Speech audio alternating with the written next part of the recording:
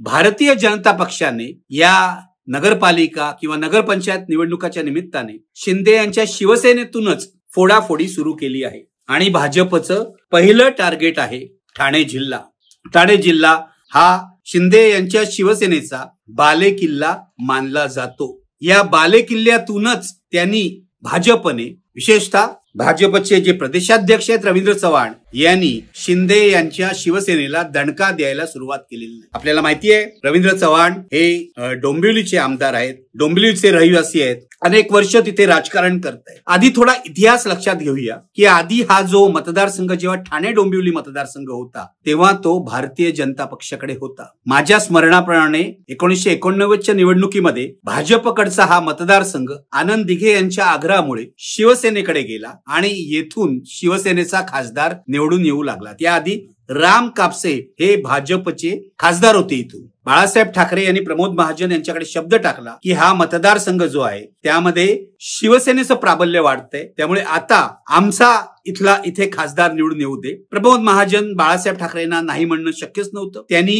हा मतदारसंघ भाजपकडून शिवसेनेकडे सोपवला आणि इथून प्रकाश परांजपे निवडून यायला लागले, जे अनेक वेळा खासदार झाले. हा इतिहास जो आहे तो भाजपच्या मनामध्ये रुतलेला आहे, हे लक्षात घ्या. भाजपचं हे दुःख आहे की आपला एक मतदारसंघ जिथे आपण प्रबळ होतो तो मतदारसंघ शिवसेनेने इतक्या वर्षांपूर्वी पळवलेला आहे. म्हणजे लक्षात घ्या 2025 साली मी तुम्हाला 1989 ची गोष्ट सांगतोय, म्हणजे 25 ने 10 35 ने 36 वर्षापूर्वीची ही गोष्ट आहे. भाजप ही जखम कधीही विसरलेली नाही. त्यामुळे आता ठाणे जिल्ह्यातच शिंदे यांच्या शिवसेनेवर हल्ला करायचा हे भाजपने ठरवलेलं आहे. शिंदे महायुतीमध्ये आहे याची जाणीव भाजपला आहे, पण आता शिंदेची गरज संपली आहे. त्यामुळे आता 2029च्या निवडणुकांच्या दिशेने आपण वाटचाल सुरू करायला पाहिजे. त्या निवडणुका आपण 100% भाजप या घोषणेवर लढवणार आहोत, हे अमित शहाचे शब्द भाजपच्या सर्व नेत्यांच्या लक्षात आहेत. प्रदेशाध्यक्ष रवींद्र चव्हाण यांना